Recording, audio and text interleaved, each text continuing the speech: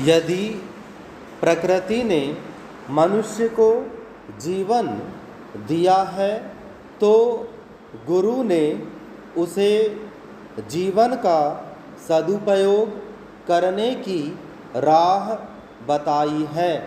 यदि गुरु की कृपा न हुई तो हमारा जीवन भी पशु की भांति ही होता।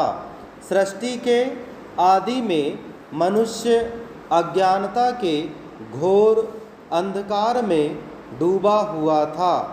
गुरु ने अपने सतत प्रयत्न, अथक परिश्रम, तप और साधना से संचित ज्ञान के प्रकाश पुंज को बड़ी ही उदारता पूर्वक शिष्य के हाथों दे दिया और उसका मार्ग निर्देशन किया, जिससे मानव के लंबे विकास पथ पर उजाला हो गया और वह तेजी से आगे बढ़ सका।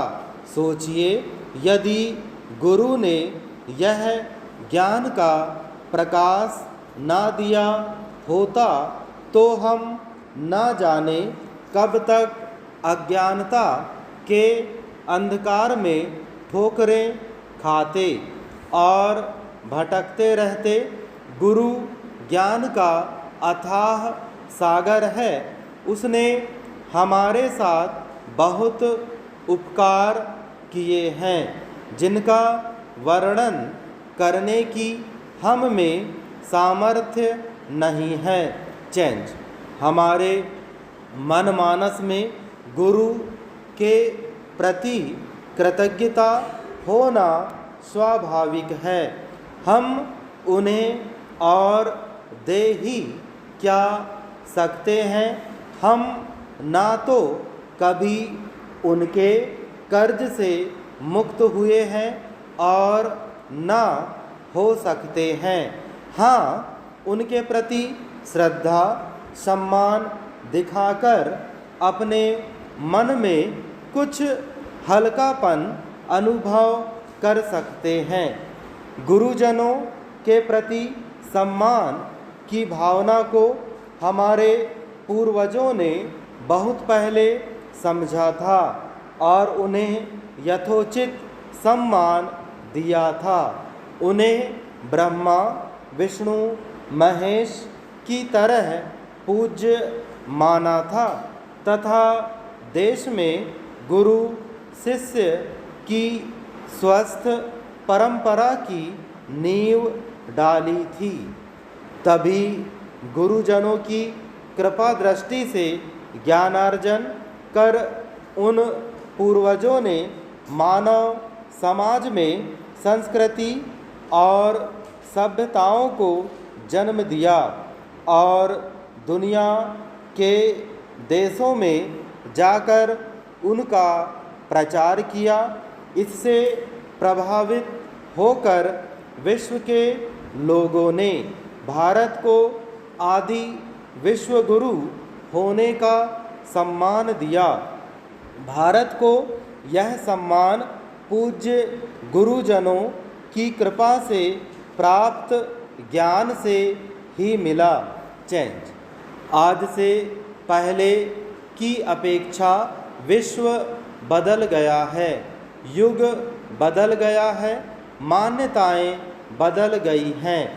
आज का युग वैज्ञानिक है, विकास के नए आयाम हैं और देश के सामने विभिन्न आर्थिक व सामाजिक चुनौतियां हैं।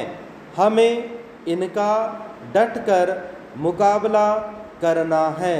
पहले गुरु शहर से दूर वन आश्रमों में रहते थे, आज वे हमारे बीच में सुलभ हैं।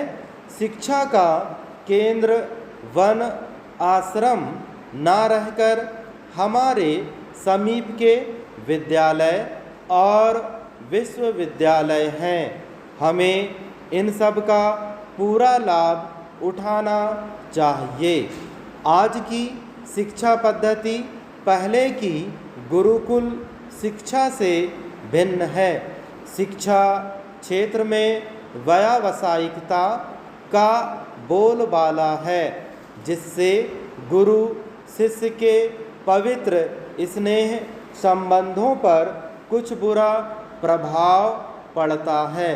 पर हमें तब और अब का तुलनात्मक अध्ययन नहीं करना है, बल्कि बदले हुए परिवेश में उसी के अनुरूप प्रगति के पथ पर आगे बढ़ना है।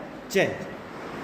हम सबको अपने शिक्षकों गुरुजनों के ज्ञान, त्याग, तपस्या, बुद्धि, शक्ति, पराक्रम और कर्तव्य निष्ठा की छत्र छाया में रहकर एवं उनके स्नेहपूर्ण पथ प्रदर्शन में एकजुट होकर चुनौतियों का सामना करना चाहिए। पर एक बात ध्यान देने योग्य है कि यह सब करने से पहले हमें अपने गुरुजनों को यथोचित सम्मान देना होगा तथा उन्हें श्रद्धा के सर्वोच्च आसन पर आरूढ़ करना होगा। तभी हमें उनसे सच्चा आशीर्वाद प्राप्त हो सकेगा।